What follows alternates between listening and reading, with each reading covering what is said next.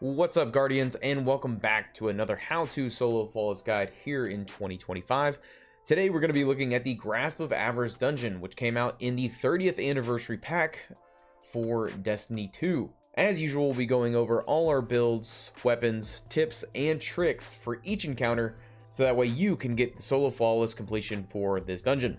If you've liked this series so far, feel free to give us a like, subscribe. We're usually live on Twitch 3 times a week, so follow us over there. We're doing these kinds of things live. Without further ado, let's get into our build that we used for this dungeon. And for our class of choice, again, we have selected Striker Titan, specifically Thunder Crash, Rally Barricade, High Lift, Thunderclap, Pulse Grenade, Storm's Keep, and Knockout. For our fragments of choice, we have selected Spark of Shock, Spark of Feedback, Spark of Resistance, and Spark of Frequency. For our weapons of choice, we have selected the new Mira Mago submachine gun from the Court of Blades activity. For our main damage source for this entire dungeon, we used the Lord of Wolves shotgun, specifically in hipfire mode. And for pure ad clear, and if needed, we had the Hammerhead machine gun. Kind of anything works here. If you're using the artifact mods, Void Hammerhead works great. You can also use rocket launchers. Really, I didn't use the heavy too much at any point in this dungeon. And for our armor of choice, we have selected the Insurmountable Skull Fort for our exotic.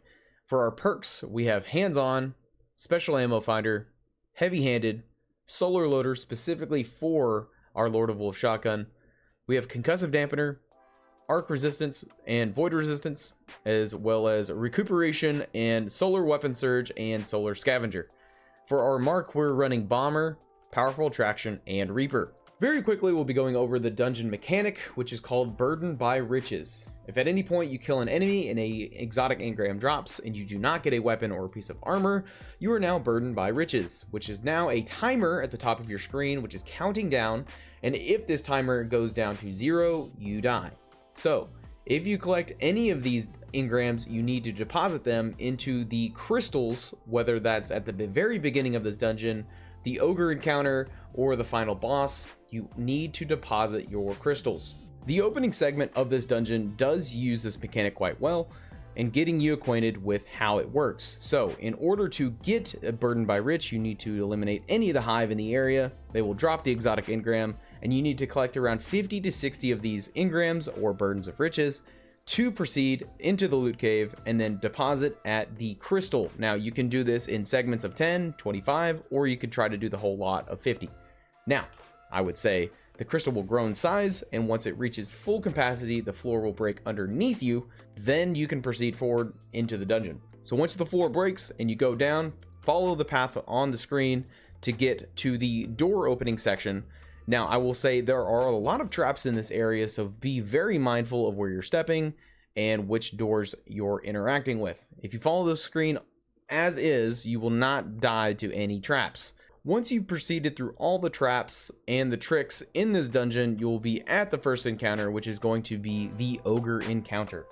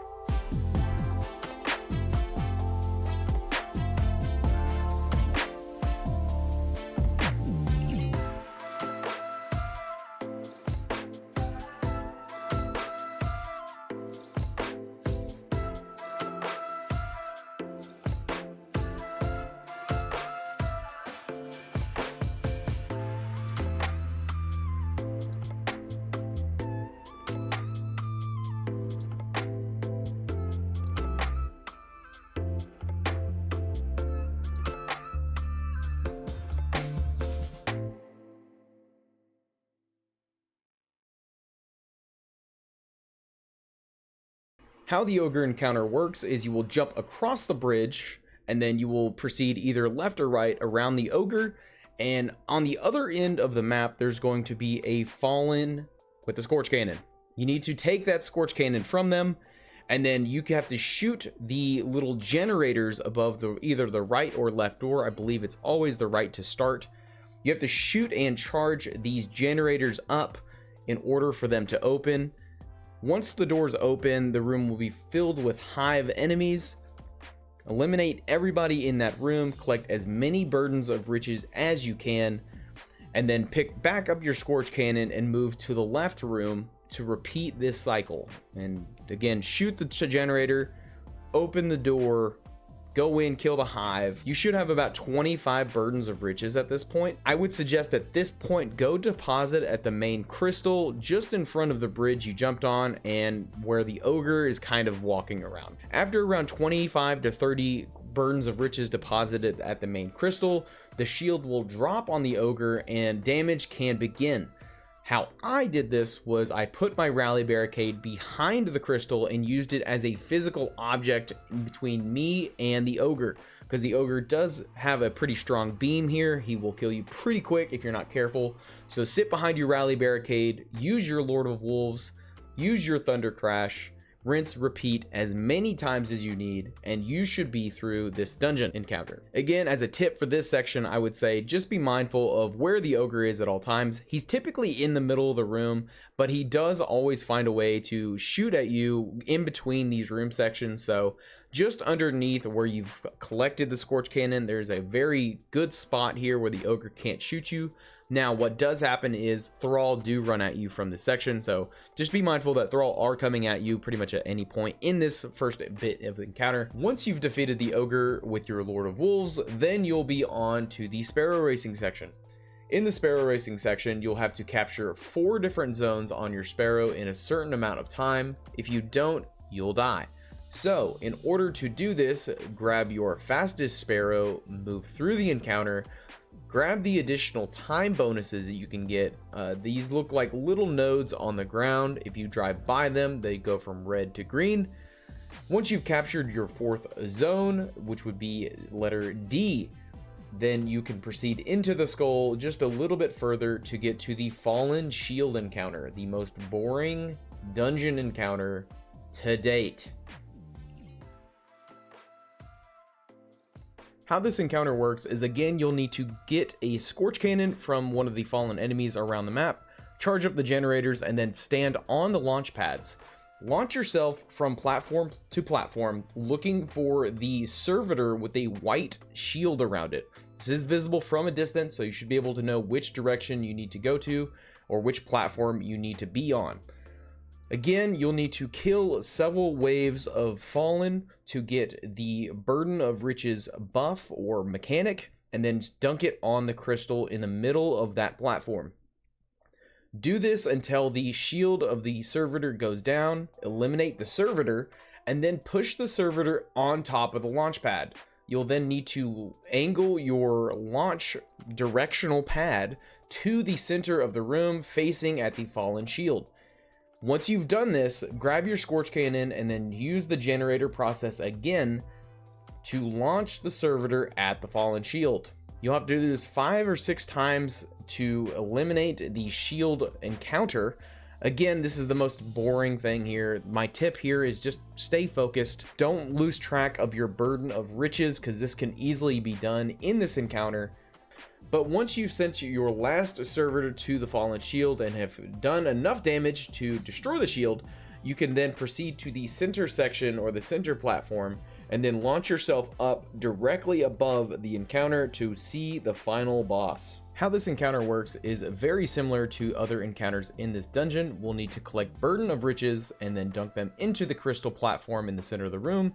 Once the crystal has fully formed, then the shield will drop on the boss, and then we can begin damage phase. When you get into this room and you attempt to grab the first Burden of Rich there on the ground, the boss will explode it, and the boss then will come out of the cellar just below where you are. Additionally, 2 mini bosses will show up as well, a Vandal and a Shank. I would suggest using your Thunder Crash ability on this Shank, as picking up Burdens of Riches greatly increases your super regeneration, so you definitely should have this by the time you go back to boss phase. If you have an additional Thundercrest or super, you can also use it on the other mini boss as well.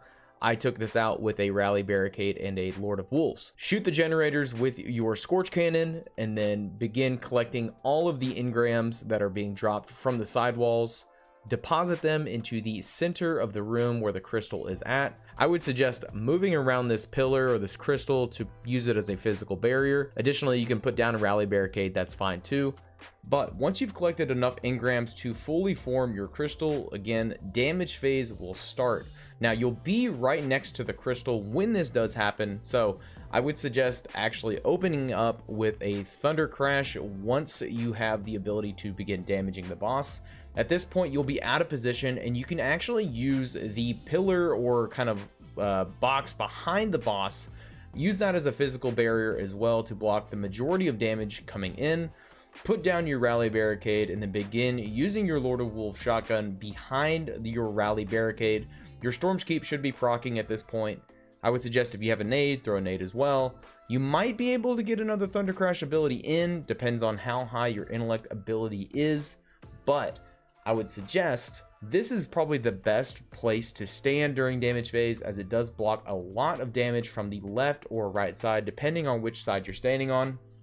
Once damage phase has concluded, you'll have to repeat the cycle as many times as you need. I believe I did this in 3 damage phases. I think the first damage phase I had about half damage here, so I messed up somewhere along the lines of the second round of damage, but hey, that's okay. We had plenty of time, we had plenty of safety with our insurmountable Skull Fort melee damage, additionally with where our positioning was there throughout this entire dungeon. But if you like this guide at any point, I want to say thank you so much for sticking around and watching. This has been very cool to make. I've been really enjoying this series so far, so if you could, leave a like, subscribe. Again, if you want to follow us over on Twitch, we are live 3 nights a week. Feel free to stop by, say, hey, what's up? We're pretty chill. We don't have too many people over there, but hey, that's what we're here for. Having fun, right? All right. In the meantime, y'all take it easy. Peace and love, y'all. Peace and love.